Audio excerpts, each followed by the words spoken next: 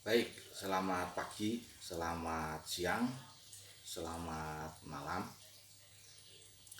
Eh, Video ini suplemen sekaligus materi mata kuliah proyek perangkat lunak, di mana kelanjutan proses sebelumnya yaitu tentang pembagian pekerjaan. Jadi dalam dunia development system tentang proyek perangkat lunak yang dikerjakan oleh sebuah institusi besar,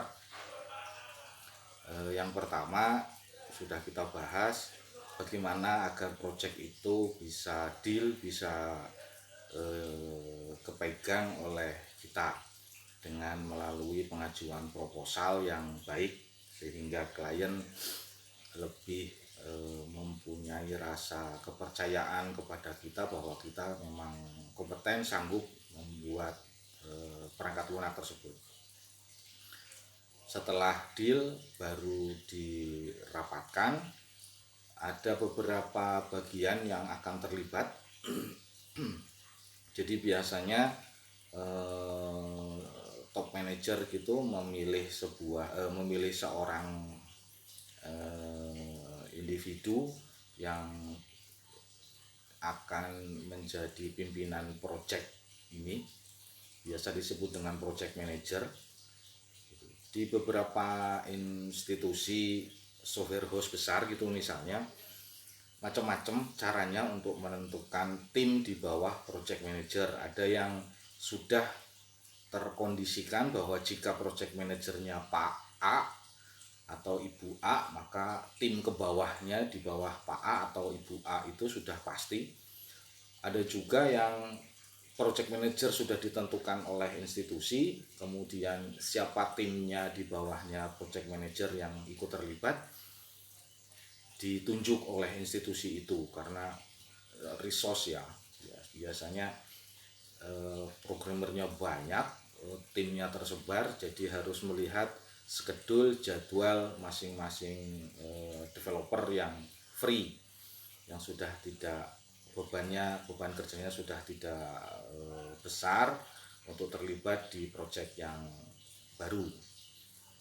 Nah, kalau sudah berkumpul orang-orangnya dan sudah terdistribusikan pekerjaannya apa, misalnya ada 4 atau 5 tim dibentuk di bawah project manager.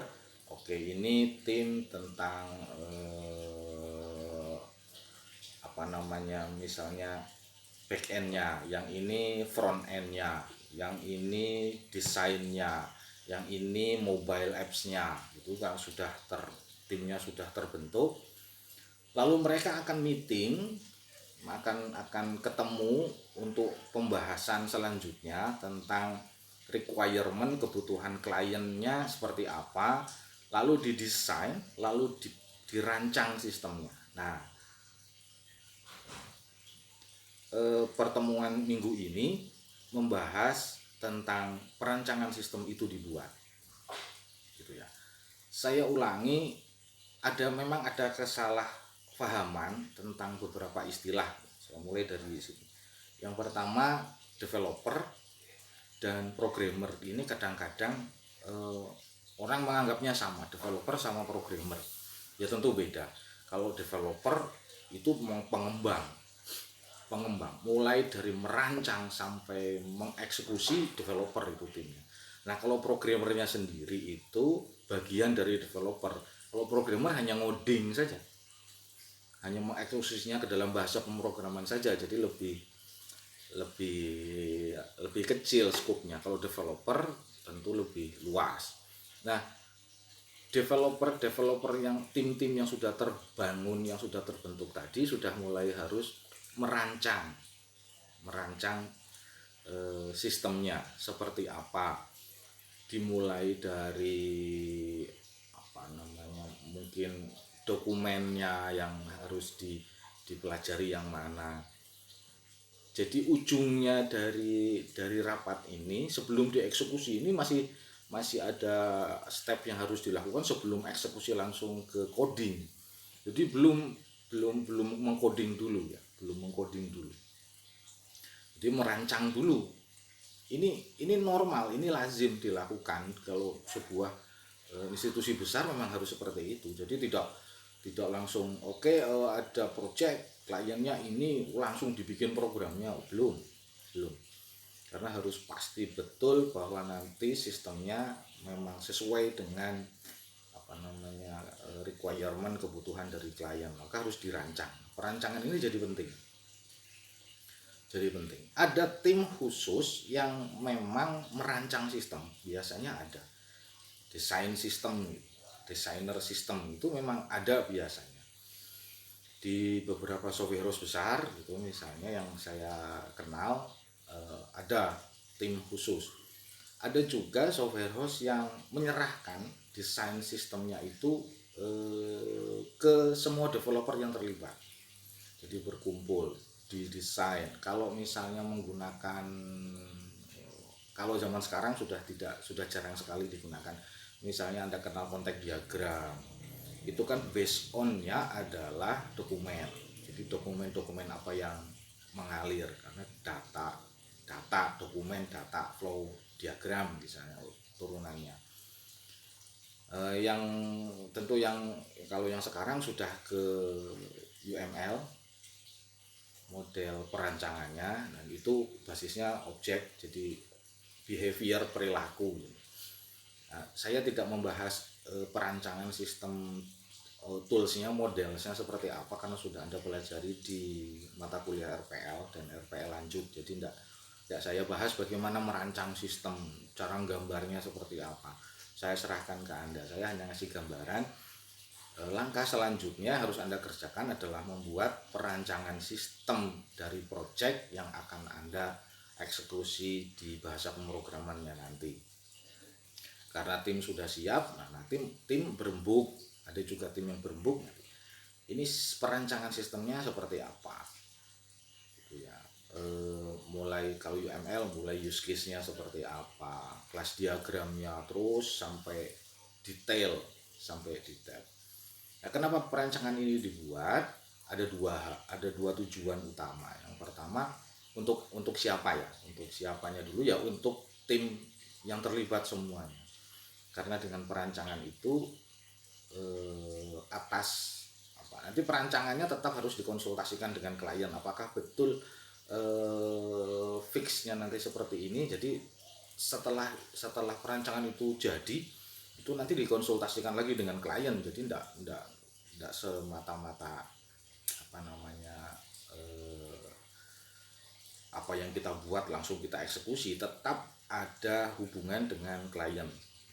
Yang pertama, buat developer ini jadi guideline, jadi tuntunan mestinya seperti apa sistem ini dibuat nantinya, berdasarkan perancangan sistem itu tadi.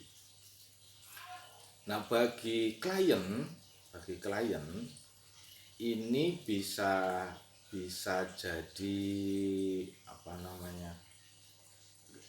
gambaran bagi klien bahwa nanti sistemnya seperti itu, sistemnya jadinya seperti itu. Jadi punya gambaran utuh tentang sistem yang akan dia terima nanti, gitu ya.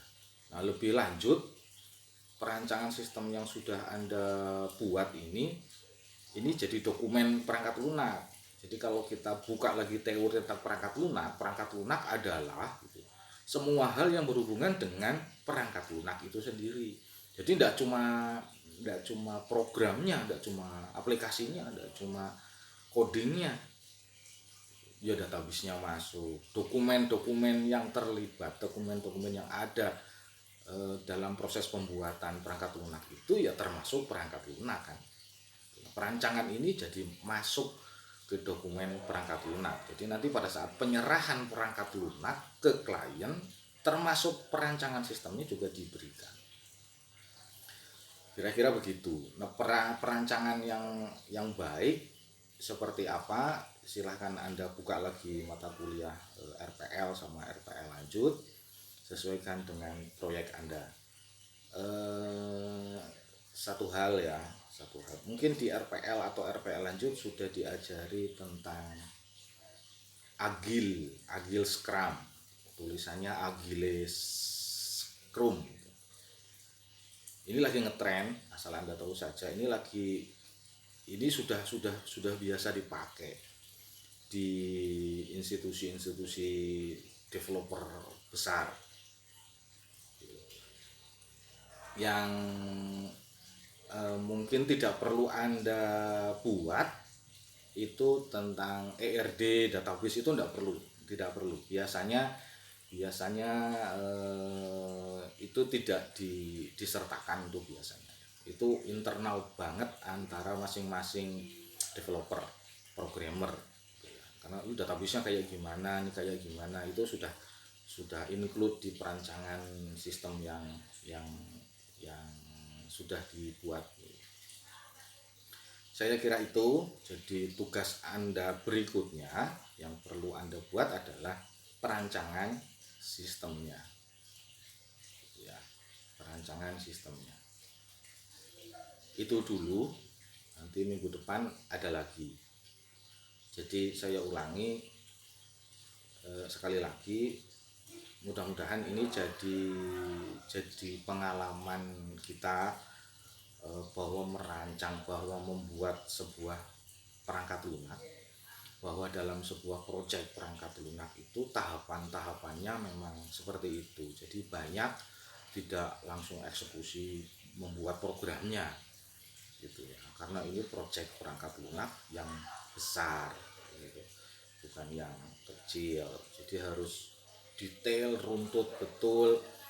Jadi perancangan yang sudah dibuat pun tidak langsung serta-merta bisa langsung dieksekusi, dikonsultasikan lagi ke klien.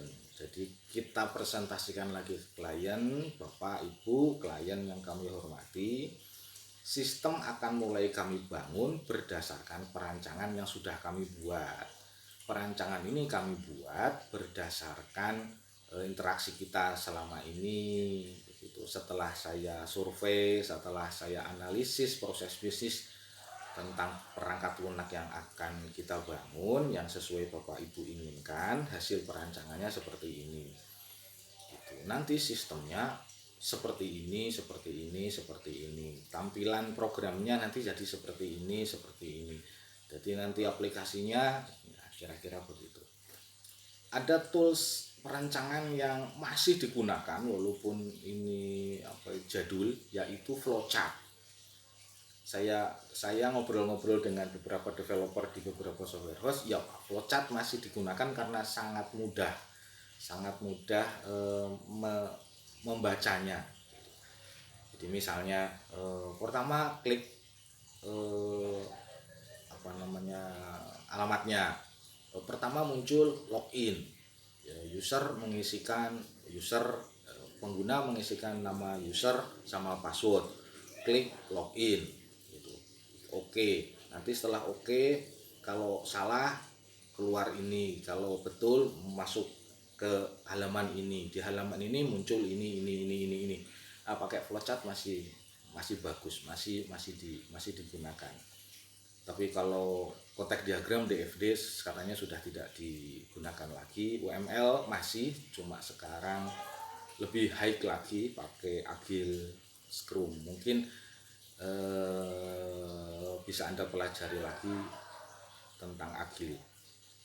Siapa tahu gitu ya, Tapi minimal paling tidak ya UML tadi lah ya, mulai dari kelas diagram, activity diagram gitu, yang berhubungan dengan perancangan sistem di sisi UML gitu ya. Itu saja materi dari saya untuk minggu ini. Sekali lagi silahkan dibuat perancangan sistemnya sebelum Anda eksekusi langsung ke bahasa pemrogramannya itu ya. Nanti perancangannya kalau sudah dibuat simpan dalam bentuk file PDF, lalu upload ke Kulino. Itu saja. Terima kasih. Selamat pagi, selamat siang, selamat malam, tergantung Anda melihat video ini.